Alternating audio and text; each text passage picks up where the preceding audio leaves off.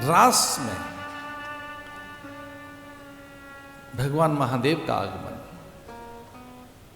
जब ब्रह्मा को अभय दान दे दिया नारायण ने, तो रास में महादेव का आगमन। रास मन समाधि में। महादेव तो तभी प्रकट होंगे जब समाधि की स्थिति तक पहुंच जाओगे। यम नियम आसन प्राणायाम प्रत्याहार धारणा ध्यान समाधि सत्य अस्तेय ब्रह्मचर्य अपरिग्रह अहिंसा जब तक सिद्ध नहीं होगी, शौच संतोष तपस स्वाध्याय ईश्वर प्राणिधान जब तक सिद्ध नहीं होगा, क्या समाधि है? बड़े सरल मन के प्राणी कभी कभी हमारे पास आ जाते हैं, हमारा ध्यान सिखा दीजिए। अरे भैया, ध्यान से पहले धारणा है वो सीख ले। ध्यान क्यों सीखना चाहता है? प्रत्याहार उससे पहले है। ध्यान क्यों सीखना चाहते हो? ध्यान से पहले चीज नहीं सीखोगे, ध्यान कैसे टिकेगा? ये ध्यान सीखने वाले थोड़ा ठहर जाएं, सावधान हो जाएं, ध्यान के पीछे मत पड़ो, धारणा सीख लो जहां ध्यान टिकेगा।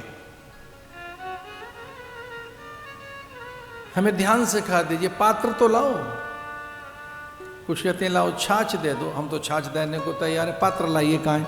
दूध दे दो, लाओ दूध ले जाओ। पात्र लाओ। बर्तन कहाँ है? किस में रखोगे? कुछ दे दो, हम तो देने को तैयार है, रखें कहाँ?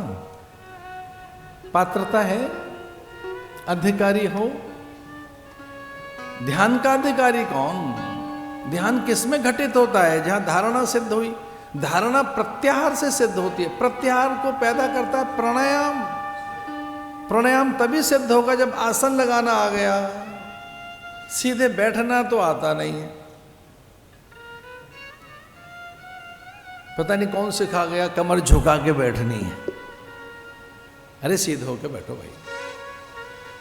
आसन। दूसरा है नियम।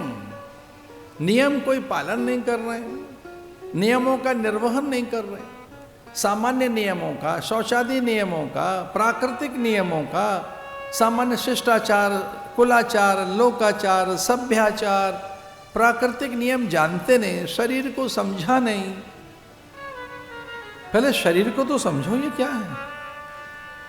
आसन लगाना तो आए, आसन से पहले नियम है वो तो आए। और कभी कोई नियम सिद्ध नहीं होंगे जब तक कि यम सिद्धि न हो। यम सिद्धि के बिना ही तो नियम सिद्ध होगा।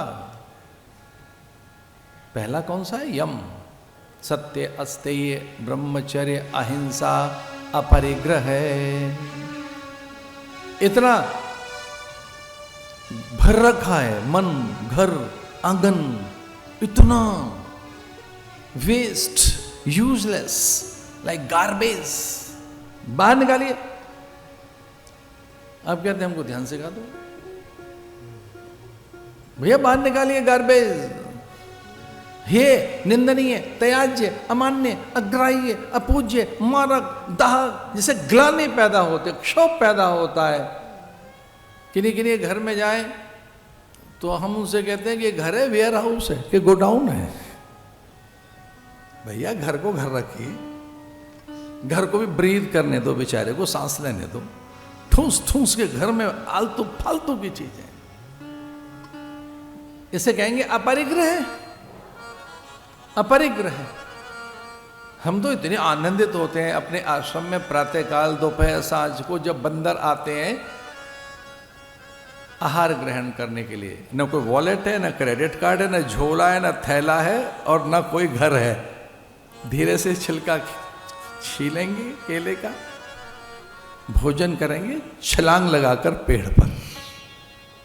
No wallet. नहीं, आप जरूर रखिए, बहुत दिया है भगवान ने, और दें। ना ना ना, बहुत दें, और इतना दें कि बहुत ज्यादा देते हैं। भैया खूब देते हैं आपको, पर ये तो समझो कितना उपयोगी है वो।